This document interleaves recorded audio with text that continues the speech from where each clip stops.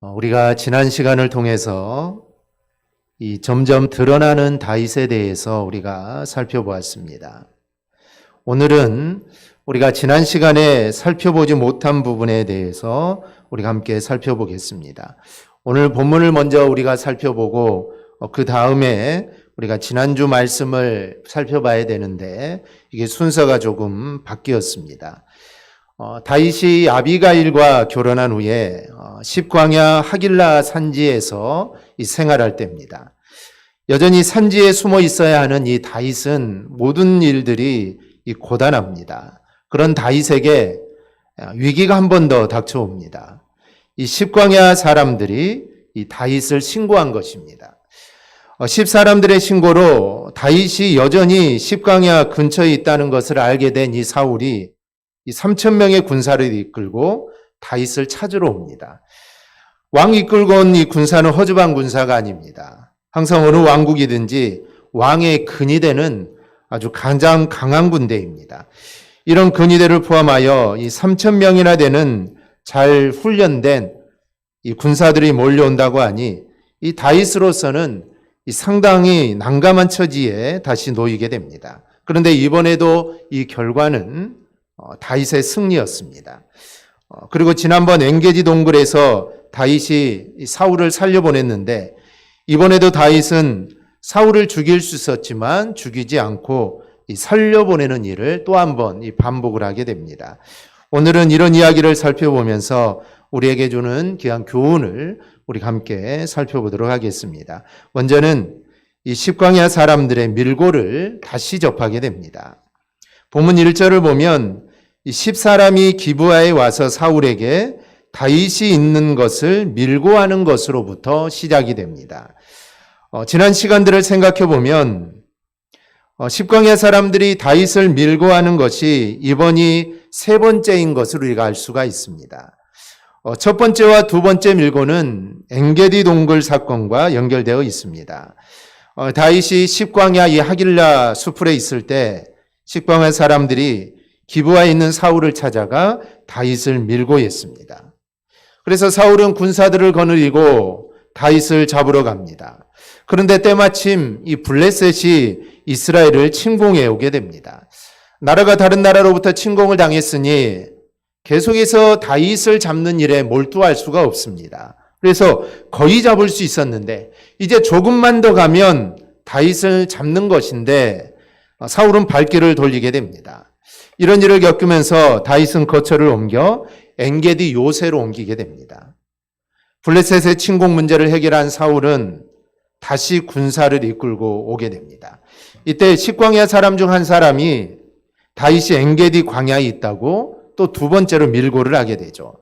이때 다윗을 찾던 사울이 용본을 벼르고 들어갔던 동굴에서 다윗은 사울을 죽일 수 있는 기회가 있었습니다. 그리고 함께 있던 무리들도 지금이 하나님의 뜻이다. 하나님이 사울을 죽이라고 우리에게 내려준 좋은 기회라고 말하면서 사울을 죽이라고 했지만 다윗은 사울을 죽이지 않고 그의 옷자락만 몰래 베었던 것입니다. 그때 사울은 그렇게 한 다윗이 옳다라고 하면서 사과를 하고 돌아가게 됩니다. 그렇게 다윗과 사울의 쫓고 쫓기는 관계는 이제 어느 정도 일단락이 된 것 같습니다. 왜냐하면 사울이 잘못했다라고 말을 했고 울면서 돌아갔기 때문에 이제 모든 것들이 좀 마무리되는가 싶었습니다. 그런데 이 십광야 사람들이 또다시 다윗이 십광야 하길라 산에 있다고 사울에게 밀고를 합니다. 십광야 사람들이 세 번씩이나 다윗을 밀고한 것이죠. 이 첫 번째와 두 번째는 어느 정도 이해가 됩니다. 왜냐하면 사울이 다윗을 숨긴 사람들에 대해서 복수를 하는 것이 아마 두려웠을 것입니다. 22장에 나오는 이 아히멜렉에 대한 일이 그 좋은 예입니다.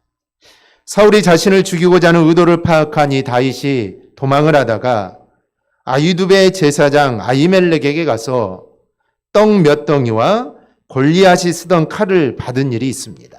그런데 이 당시 아히멜렉은 사울이 다윗을 죽이고자 쫓고 있다는 것을 알지 못했습니다.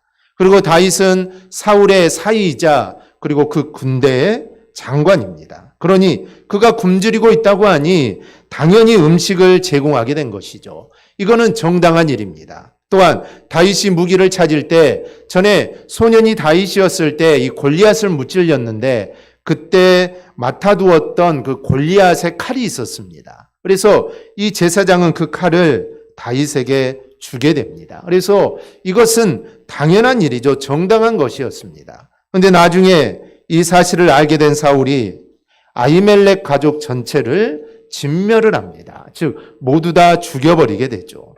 그러니 이제 이스라엘 땅 안에서는 다윗을 도울 사람은 이제 있을 수가 없습니다. 자기 땅에 왔는데 만약 신고하지 않는다면 다윗을 도왔다고 꼬투리를 잡을 것이고, 그리고 잘못했다가는 자기의 가족들이 죽임을 당하는 일이 일어나게 될 겁니다. 그래서 다윗을 신고하는 것은 이거는 이상한 일이 아닙니다. 그래서 다윗이 십광야 사람들이 사는 곳으로 들어왔으니 그게 두려워서 아마 신고를 했을 겁니다. 그래서 비록 다윗이 자신들에게 해가 될 일을 한 것이 하나도 없더라도 신고해야만 사울로부터 봉변을 당하지 않게 됩니다. 그러니 어느 정도 이거는 이해가 되는 일이죠. 그런데 이 세 번째 밀고는 우리가 좀 잘 이해할 수가 없습니다. 왜냐하면 이 세 번째 밀고는 사울이 사과하고 돌아간 후의 일이기 때문입니다.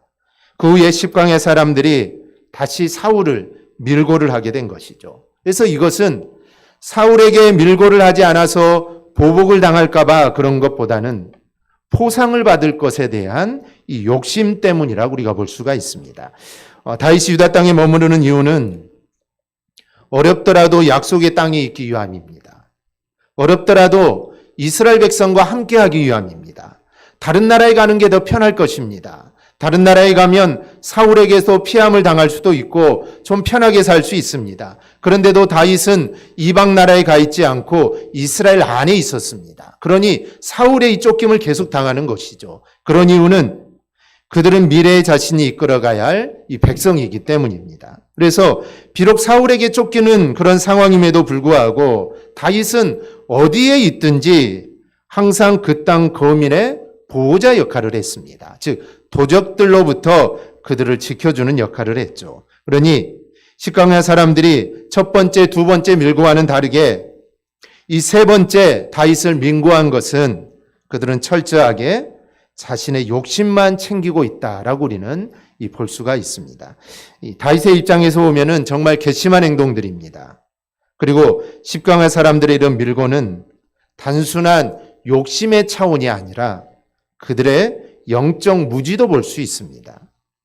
그들은 하나님께서 역사를 어떻게 운행해 나가시는지 그들은 보지를 못했습니다. 비록 현재 왕은 사울이지만 하나님의 역사하심이 사울이 아니라 다윗과 함께 한다는 것을 그들은 볼 수 없었던 것입니다. 만약 그들이 이를 제대로 봤다면 이런 행동을 하지 않았을 것입니다. 첫 번째와 두 번째는 그렇다 할지라도 세 번째까지 이렇게 하지는 않았을 것입니다. 저들은 욕심뿐만 아니라 영적인 눈도 그들은 어두워져 있었습니다. 이 부분에서 우리가 알아야 할 게 있습니다. 바로 세상 사람들이 십광야 사람들과 같다는 것입니다. 성도는 우리가 세상을 살아갈 때 이렇게 우리를 배반하거나 반대하는 사람들이 정말 많습니다. 그런데 우리를 반대하거나 또 우리를 난처하게 하는 그들의 행동에 어떤 타당한 이유가 있는 게 아닙니다. 세상은 성도를 늘 그런 식으로 대하기 마련입니다. 왜냐하면 저들은 진리를 보는 눈이 없기 때문입니다. 심심하면 걸고 넘어지려고 하고 툭하면 딴죽 걸어보고 아무 이유 없이 난처하게 만들고, 과연 그렇게 해서 저들이 얻는 게 과연 뭘까라고 생각을 하지만 그래도 그들은 그렇게 합니다. 그러니 성도는 그런 저들로 인하여 피곤할 수밖에 없습니다. 하지만 그럼에도 그들의 도전에 걸려 우리가 넘어지는 것이 아니라 우리는 내가 가야 할 길을 정확하게 가는 믿음의 성도들이 되어야 합니다. 그래야 어려운 세상 가운데, 나를 힘들게 하는 세상 가운데 우리가 정말 빛과 소금의 역할을 잘 감당하는 우리 주님의 백성들이 되기를 주님의 이름으로 축원합니다. 둘째는 다윗이 사울을 다시 한번 살려주는 것을 보게 됩니다. 식광야 사람들이 자신에게 결코 호의적이지 않다는 것을 두 번이나 경험한 다윗은 이제 식광야 사람들에게 경계심을 갖게 됩니다. 이 두 번씩이나 당했으니 이 당연한 이치죠. 그리고 이번 세 번째는 사울의 군사 3천을 이끌고 오는 것을 미리 파악을 하게 됩니다. 그래서 다윗은 자신의 군대 장관격인 이 아비새와 함께 사울 진영을 정탐을 하게 되죠. 그런데 당시 사울이 있는 진영에 내려간다는 것은 생명을 잃을 위험을 각오해야만 하는 일입니다. 3천 명이라는 병력이 사울을 호위하고 있는 터라 자칫 잘못했다가 발각되기라고 한다면 목숨을 잃게 될 것입니다. 그러니 그런 위험이 있는 것이죠. 따라서 다윗을 따라 사울의 진영으로 간다는 것은 이거는 쉽게 결단할 수 있는 일이 아닙니다. 다윗을 위해서 죽고자 하는 각오가 있어야만 이 부름에 나설 수 있는 것입니다. 이처럼 다윗의 표하는 예수 그리스도께서는 오늘도 당신을 위해 일할 일꾼들을 찾으시되 바로 이와 같이 헌신적인 사람들을 찾으십니다. 물론 예나 지금이나 주의 이름을 부르는 이들이 많습니다. 주의 이름을 부르고 내가 주님의 일을 하겠다라고 말하는 사람들은 많습니다. 그러나 그들이 모두 주의 일꾼이 되는 건 아닙니다.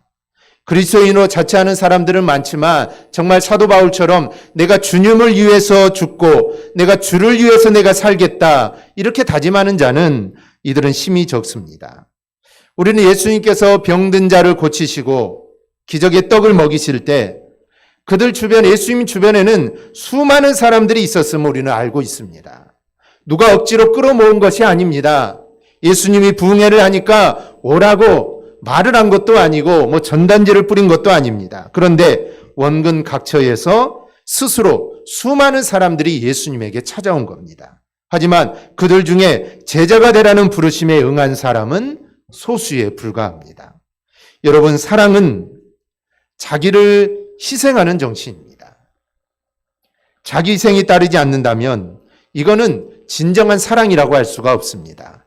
주를 사랑하고 내가 주님을 위해 내가 살고자 한다면 우리는 주님과 함께 고난을 받겠다라는 그런 각오가 우리 안에 있어야 합니다.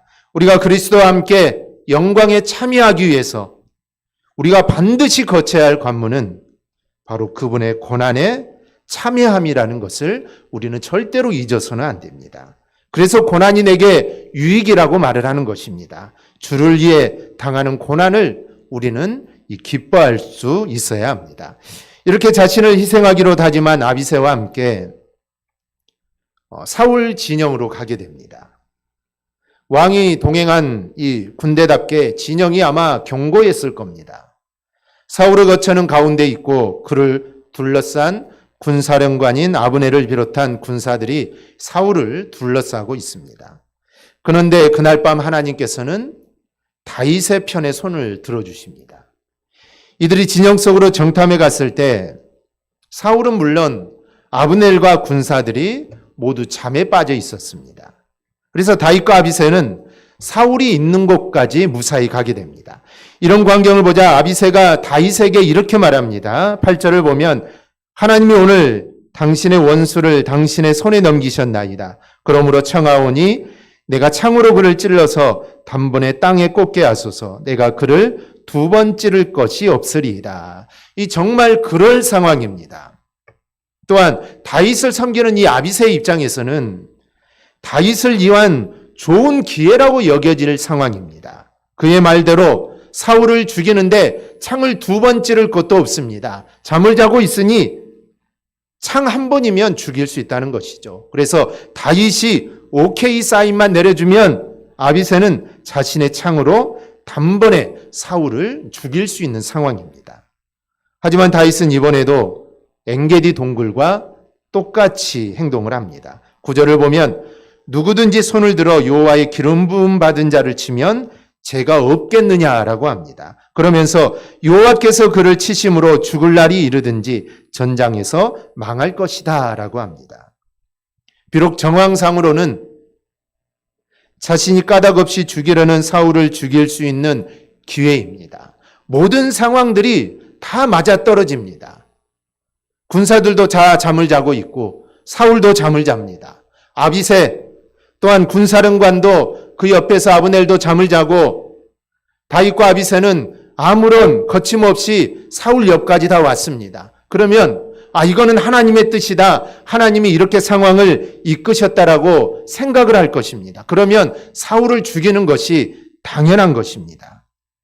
그런데 다윗은 그렇게 하지 않았다는 것입니다. 즉 정황만 가지고 이게 하나님의 뜻이다라고 다윗은 말하지 않았습니다. 그래서 그는 아비새에게 사울을 죽일 수 있는 기회가 있었다는 증표로 사울의 창과 물병만 취하도록 합니다. 엔게디 동굴에서 이 사울의 옷자락을 베었던 것처럼 증표만 확보한 것입니다. 그리고 이번에도 사울을 다시 살려주게 됩니다. 만약 다윗이 영적 안목이 아비새와 같았다면 그들은 결국 하나님의 법을 깨트리는 오류를 범하고 말았을 겁니다. 그러므로 누구든지 하나님의 뜻을 모르면 하나님을 거역하는 자가 될 수밖에 없습니다. 그래서 성경은 이렇게 말합니다. 그러므로 어리석은 자가 되지 말고 오직 주의 뜻이 무엇인가 이해하라. 우리에게 하나님의 뜻을 이해하는 것은 정말 중요합니다. 어떤 상황만 보고 어떤 정황만 보고 상황이 어떻게 흘러가는 것만 보고 이게 하나님의 뜻이다라고 우리는 절대로 그렇게 말해서는 안 된다는 것이죠. 하나님의 뜻이 어디 있는지를 우리는 분명하게 이해를 해야 합니다. 바로 알아야 된다는 것이죠. 오늘날 우리 주변에는 이단들이 정말 많습니다. 그런데 그들 대부분은 본래 기독교 신앙을 가졌던 자들이 많습니다. 그런데 그들이 어떻게 그렇게 되었을까요? 다른 이유도 있겠지만 많은 경우 그들이 하나님의 뜻을 곡해하였기 때문입니다. 동일한 하나님의 말씀을 봅니다. 그들이 처음에 본 말씀도 우리가 보는 하나님 말씀과 동일한데 그들은 그 뜻을 곡해하여 하나님의 뜻과는 무관한 길로 가게 된 것입니다. 이러한 실수는 한때 바울도 했던 적이 있습니다. 그는 회심하기 전에 유대교의 전통이 하나님의 뜻인 줄 알았습니다. 그러한 그가 자기가 믿는 종교에 그는 정말 열심이었습니다. 심지어 그는 그리스도인들을 박해하는 것이 하나님이 기뻐하시는 일이라고 생각을 했습니다. 그래서 예수 믿는 자를 잡는 일에 그는 정말 열을 냈던 것이죠. 그는 하나님이 기뻐하는 일을 하고 있다고 생각을 했던 것입니다. 하나님의 뜻을 해방하는 자로서 열심히 살면서도 그것이 하나님을 위하는 일인 줄 그는 착각하며 살았던 것입니다. 그러한 그의 열심은 초대교회에 엄청난 피해를 주게 됩니다. 그러나 그는 다메섹 도상에서 주님을 만남으로 그는 변화가 됩니다. 그리고 하나님의 바른 뜻을 알게 된 그는 자신을 죄인 중에 괴수다라고 이렇게 부릅니다. 마찬가지로 우리도 절대로 착각을 해서는 안 됩니다.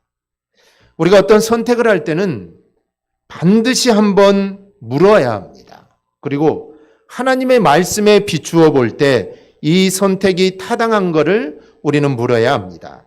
만약 그럴 만한 성경 구절이 없다면 하나님이 주신 양심에 비추어서 거리낌이 없어야 합니다. 그럼에도 불구하고 정말 하나님의 말씀에 비추어 봤을 때도 해답이 없고 내 양심에 비추어 보았을 때도 거리낌이 없다면 그것은 하나님이 인도하심이라고 해도 좋습니다.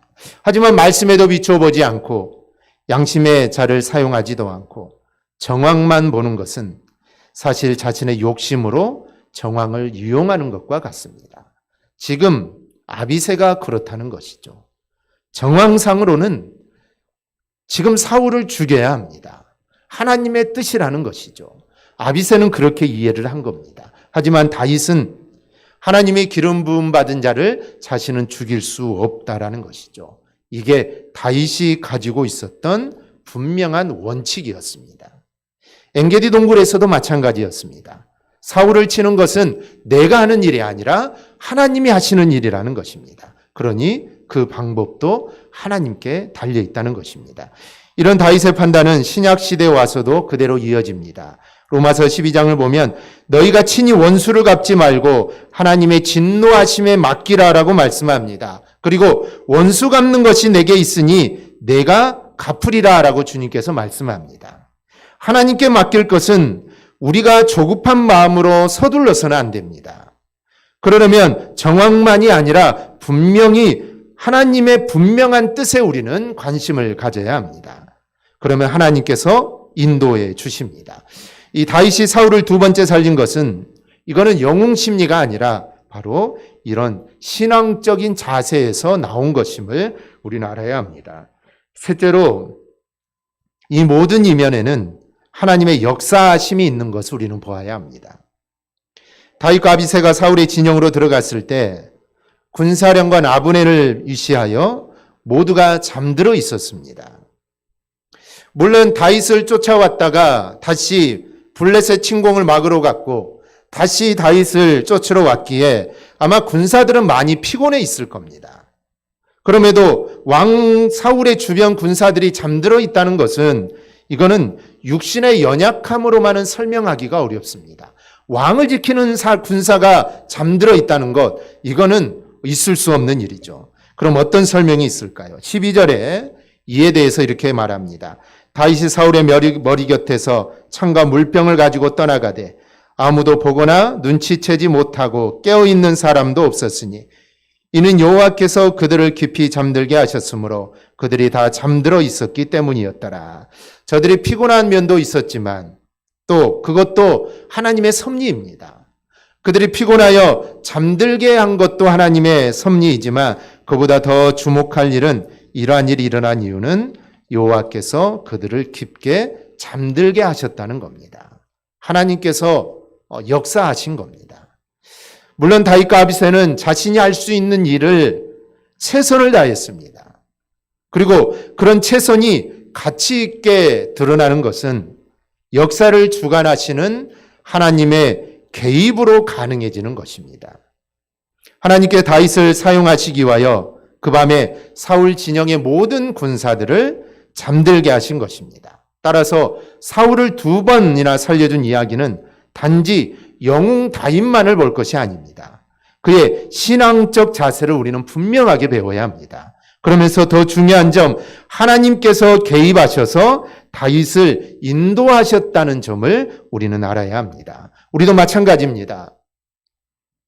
하나님 앞에서 우리가 할 바를 다하는 것은 당연한 것입니다.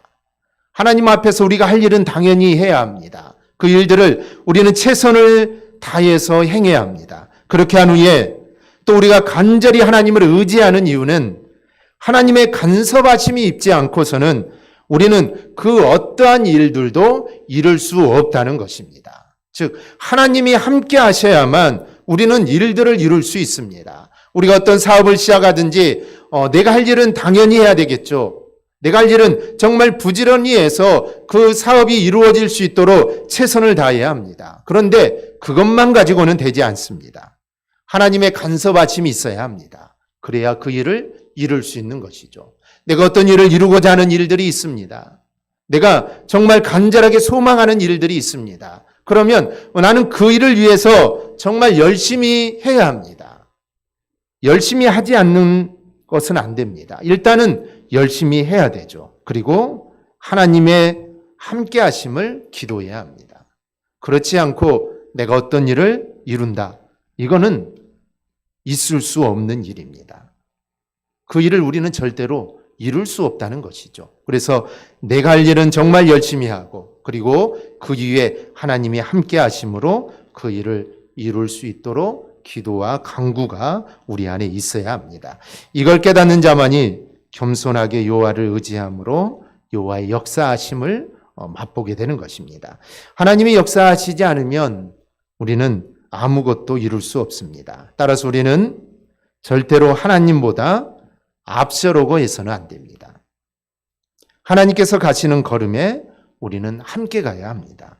그럴 때 진정으로 역사하시는 하나님을 우리는 경험하게 됩니다. 즉 합력하여 선을 이루시는 하나님의 은혜가 바로 우리에게 임하게 됩니다. 바로 이러한 은혜가 우리 모두에게 있기를 주님의 이름으로 축원합니다. 아멘. 기도하겠습니다.